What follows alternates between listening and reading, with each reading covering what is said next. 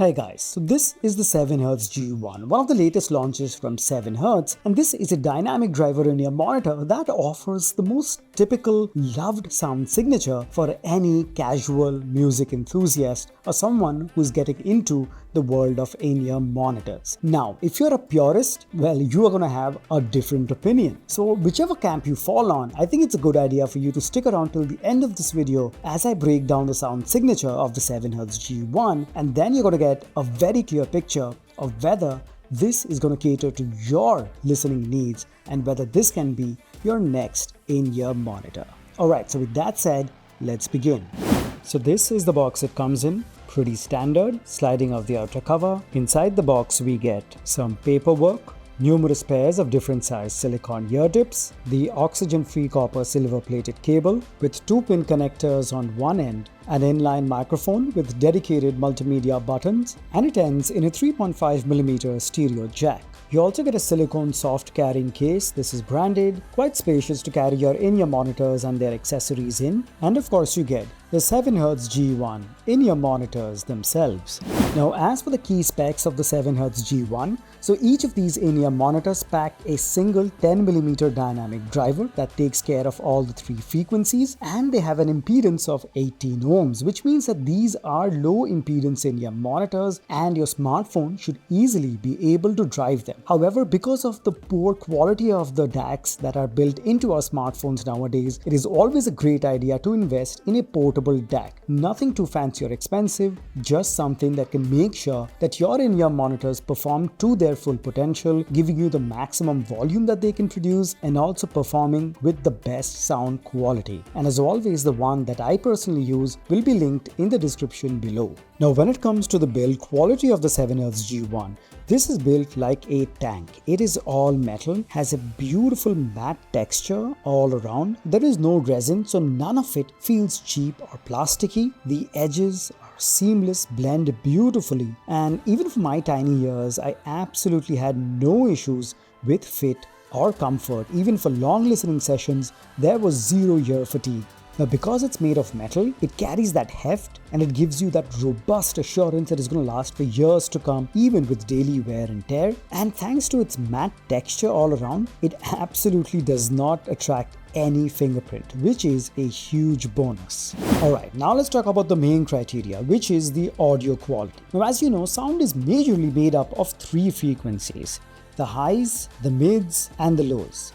The highs, or the treble response, where the really sharp sounding instruments are, the mids, where the vocals are, and the low end, or the bass response. Okay, starting with the highs, or the treble response, the highs on the G1 are very sparkly, with plenty of detail, clarity, and sharpness. The treble extension is great with good control, but at peak volume, there is a tendency to get a bit sibilant on certain tracks. Now, instruments in the high frequencies have decent separation, but on busy tracks, there is a hint of clutter. But nitpicking aside, if you enjoy a lively and sparkly treble response and want a pair that can be used to analyze the high frequencies, the G1 definitely fits that role. And for casual music listeners, that emphasis on the higher frequencies or the ultra high frequencies that adds that sparkle, I think that makes most tracks that you're going to listen to all the more fun.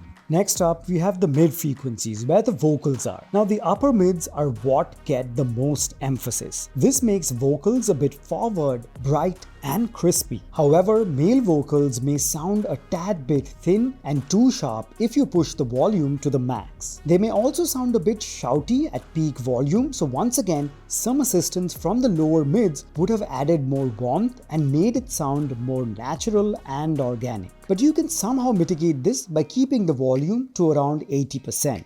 But at that peak volume, there is some bleed of the upper mids into the highs, which isn't always the most pleasant experience on busy tracks. Now, stringed instruments sound very detailed and have excellent resolution to them, which is definitely one of the strong points of the G1.